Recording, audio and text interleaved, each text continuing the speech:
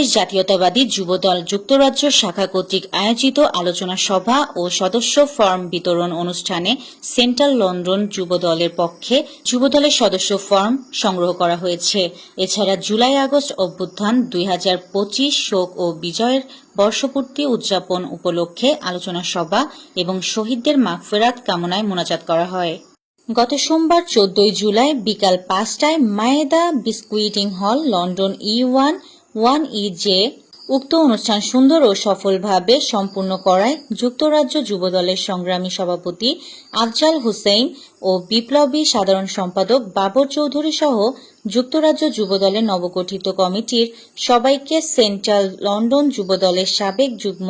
সম্পাদক ওয়ালিদুর রহমান ও সাবেক দপ্তর সম্পাদক মোহাম্মদ মিহাদুর রহমান ও সেন্ট্রাল লন্ডন যুবদল পক্ষ থেকে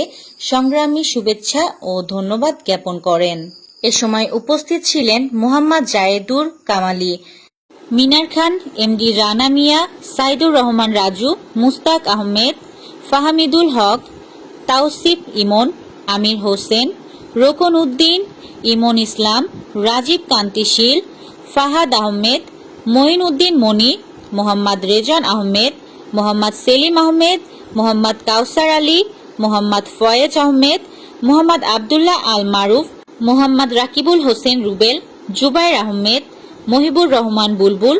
রাদুল আহমেদ, আবু বক্কর সিদ্দিক, মোহাম্মদ জহুর আলী নাইম, জুনেদ আহমেদ, মোহাম্মদ শহীদুজ্জামান তারেক, মাহবুব রহমান, মিলন হোসেন, হৃদয় হোসেন,